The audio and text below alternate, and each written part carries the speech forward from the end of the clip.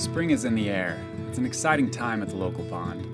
Plants of all kinds are starting to grow, birds are singing, and flowers are blooming. I'll be showing you how the area has transformed over the last 2 months, from the dead of winter to the first days of spring. Let's start the journey in late February. The landscape as a whole remains very drab during this period. The warm colors of fallen leaves have turned to a muddy brown. Trees look barren from a distance. Grays, browns, and muted greens overwhelm the scenery.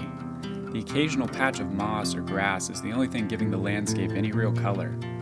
If you look closely though, buds are forming on most of the trees and shrubs, and one notable shrub in particular is sending out flowers.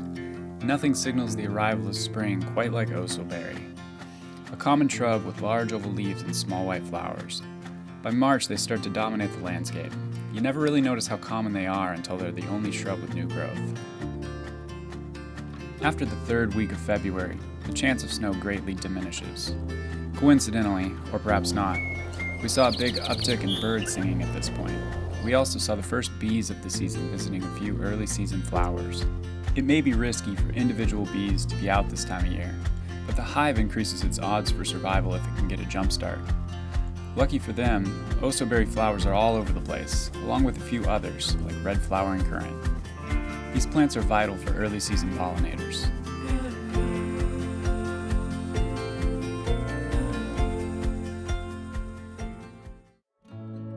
Late February is also the time of year the sun gets noticeably stronger. Gone are the days of long shadows in the afternoon. Sunglasses start to become more useful and day length is rapidly increasing, gaining multiple minutes each day. After a warm and mild winter, the weather took a turn in early March. Storms rolled through, bringing cold rain and wind, often just above freezing. Multiple feet of snow fell in the mountains, a welcome addition to our low snowpack. By the middle of the month, the clouds cleared and we got our first taste of sunny, spring-like weather.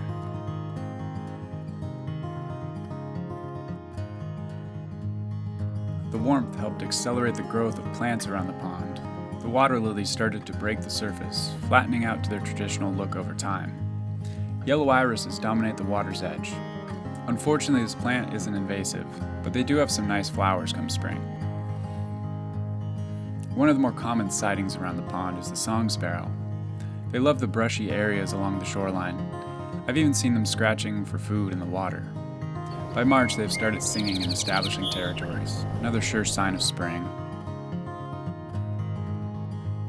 Red-winged blackbirds have returned to the cattails.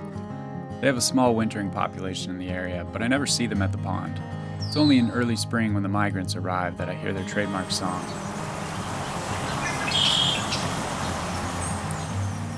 Out on the water, the typical winter residents are still here. Mostly mallards, buffleheads, gadwalls, and hooded mergansers.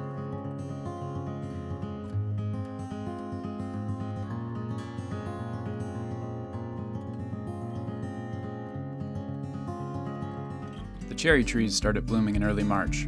I'm not sure what species these are. It may be an escaped ornamental plant. My best guess if it's native would be the bitter cherry. If you have any ideas, let me know in the comments. Either way, they're nice to look at. On the forest floor, the first perennial to emerge is always stinging nettle. I've seen it in early February, but they typically wait a few more weeks. Those little hairs covering the plant contain formic acid. If they brush against your skin, you get a painful sting. Despite that fact, they're a popular edible, packed full of nutrients and tasting a little like spinach. Of course, don't eat anything based on what I say. Always learn from an expert, ideally in person, before doing any foraging. The other early season perennial that marks the arrival of spring is bleeding heart.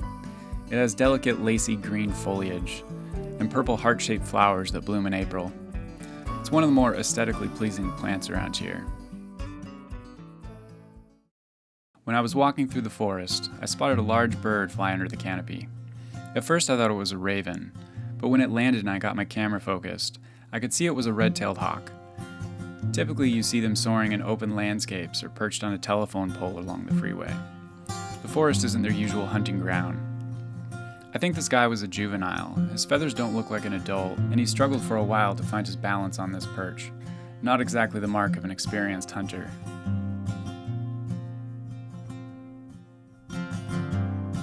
Later in March, one of the most important plants started to flower, the salmonberry. It forms thickets and can produce an abundance of berries. It takes on a similar niche to invasive blackberries. The flowers are great for all sorts of pollinators and coincide with the arrival of migratory hummingbirds. The berries resemble a small clump of salmon eggs, hence the name salmonberry, and are a focal point for many species come summertime. Now that it's spring, nesting season for the birds is right around the corner. I found a pair of chickadees flying back and forth from this snag. When I looked closer, I could see them carrying away bits of wood. They're excavating a cavity for a nest. I went back a few more times, but never saw them again. I hope they end up using this site. I'll keep checking throughout spring to see if they raise young here. It's wild to see how much has changed in the span of about 6 weeks, and things are going to keep changing over the next month or two.